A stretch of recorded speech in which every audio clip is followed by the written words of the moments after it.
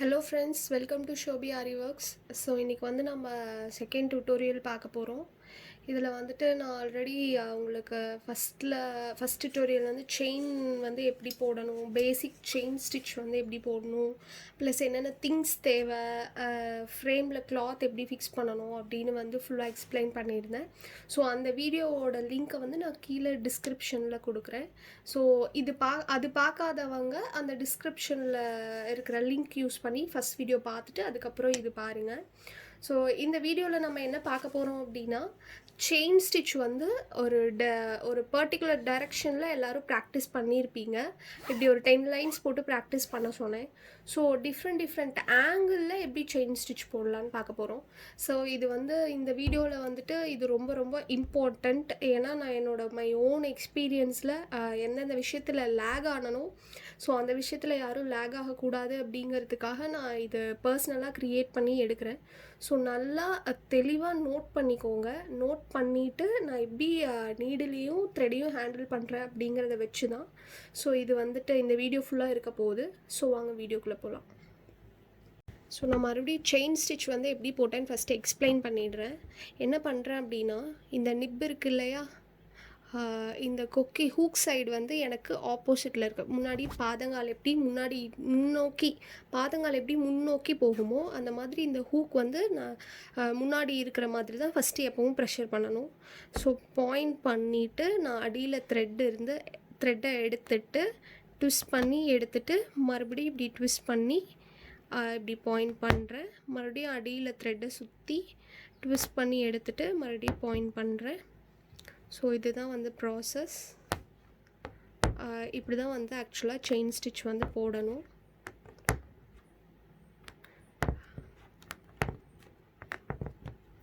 இது வந்துட்டு நம்ம வந்துட்டு ஸ்ட்ரெயிட் ஆங்கிளில் வந்து செயின் ஸ்டிச் வந்து ப்ராக்டிஸ் பண்ணியிருப்போம்.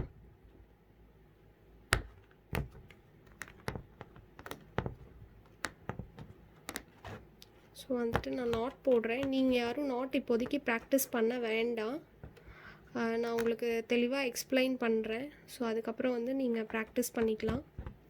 ஸோ இப்போ என்ன பண்ண போகிறோம் அப்படின்னா, எல்லோரும் இந்த டைரெக்ஷன்லேருந்து நம்ம வந்து ஃபஸ்ட்டு இப்போ செயின் ஸ்டிச் வந்து ப்ராக்டிஸ் பண்ணியிருப்போம். ஸோ இப்போ என்ன பண்ண போகிறோம் அப்படின்னா, இந்த டைரெக்ஷனில் பண்ண போகிறோம். ஸோ நம்மக்கிட்ட இருந்து போகிற டைரெக்ஷனில் நம்ம இப்போ செயின் ஸ்டிச் வந்து ப்ராக்டிஸ் பண்ணியிருக்கோம். இப்போ வந்து ஆப்போசிட் சைட்லேருந்து நம்மக்கிட்ட வர மாதிரி ப்ராக்டிஸ் பண்ண போகிறோம். எல்லா ப்ரொசீஜருமே ஒன்று தான். நீடில் ட்விஸ்ட் பண்ணுறதும் அந்த த்ரெட்டை ஹேண்டில் பண்ணுறதும் அதில் தான் வந்துட்டு உங்களுக்கு வந்து சேஞ்ச் வரும். ஸோ வந்துட்டு பார்ப்போம். ஸோ இப்போ வந்துட்டு நம்ம இந்த டைரெக்ஷனில் போட்டோம் இல்லையா, ஸோ ஆப்போசிட்லேருந்து நம்ம சைடு வர டைரெக்ஷன்லேருந்து இப்போ நான் வந்து செயின் ஸ்டிச் போட்டு காட்டுறேன். ஸோ இந்த டைரெக்ஷனில் போடும்போது ஹூக் வந்து நமக்கு ஆப்போசிட்டில் இருக்கும். ஸோ நமக்கு வந்து இப்போது ஆப்போசிட்லேருந்து நம்மளை நோக்கி செயின் வரதுனால இப்போ அப்படியே சேம் திங் இந்த பக்கம் வந்து திருப்பிக்கிறோம். ஸோ இப்போ வந்து ஹூக் வந்து நம்மளை பார்த்த மாதிரி இருக்குது. உங்களுக்கு செயின் ஸ்டிச் எந்த இடத்த நோக்கி போகணும் அப்படின்னு நினைக்கிறீங்களோ அதை நோக்கி தான் வந்து ஹூக்கோட ஸ்டார்டிங் இருக்கணும். ஹூக்கோட பெண்டு வந்து அதை நோக்கி தான் இருக்கணும்.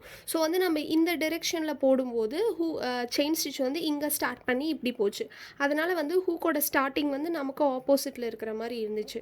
ஸோ இப்போ வந்து நம்ம இங்கே பாயிண்ட் பண்ணி இப்படி வரதுனால ஹூக் வந்துட்டு எந்த பக்கம் செயின் ஸ்டிச் வருதோ அதை நோக்கி ஹூக்கோட பெண்டு இருக்கணும். ஸோ பாருங்கள், நான் ஹூக் வந்து இப்போ போடுற மாடலில் வந்துட்டு ஹூக் வந்து என்னை பார்த்த மாதிரி இருக்குது.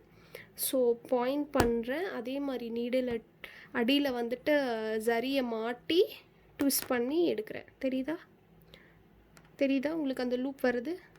ஸோ மறுபடியும் பாயிண்ட் பண்ணுறேன். நீடியில் வந்துட்டு எப்பவும் போல் இப்படி அடியில் நான் த்ரெட்டை சுற்றி இப்படி வெளியில் எடுக்கும்போது ட்விஸ்ட் பண்ணி எடுக்கிறேன். ஸோ மறுபடியும் பாயிண்ட் பண்ணி அடியில் ஜரியை சுற்றி ட்விஸ்ட் பண்ணி எடுக்கிறேன். ஸோ அவ்வளோதான்.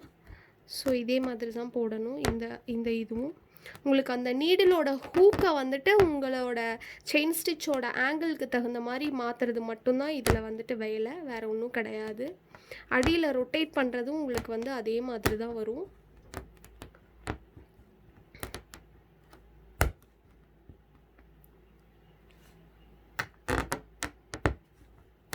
ஸோ அவ்வளோதான் இந்த ஆங்கிள். நான் ஹூக் எப்படி மாட்டுறேன்னு தெரியுதா உங்களுக்கு?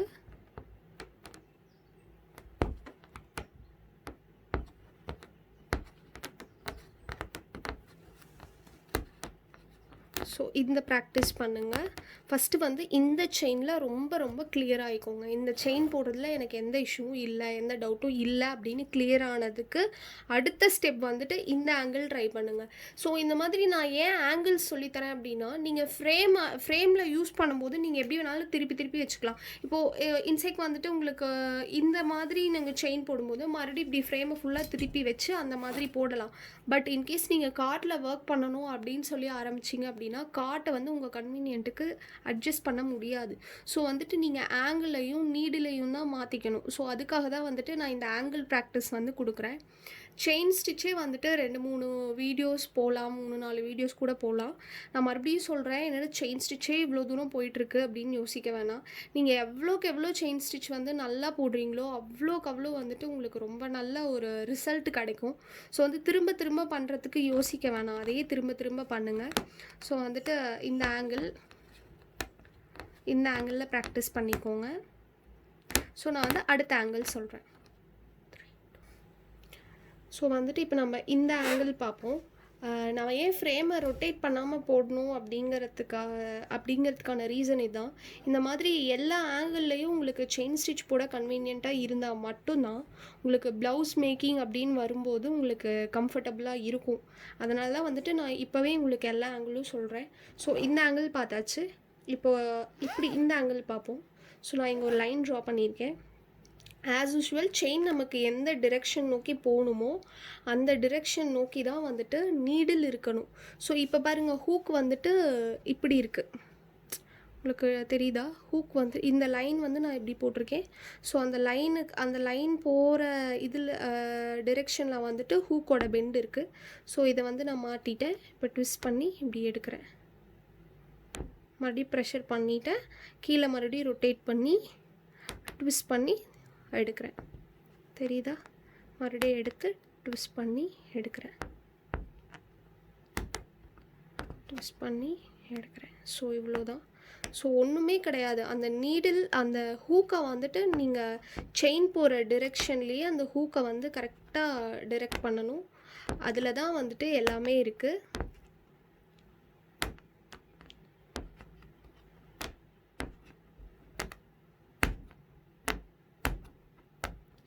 இப்போ வந்து நான் போடுறேன்.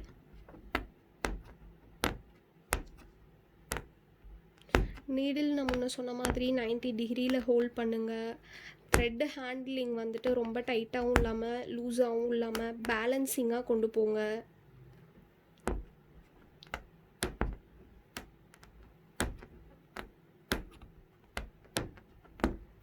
ஸோ அவ்வளோதான். இந்த இடத்துல வந்துட்டு நான் நாட் போடுறேன்.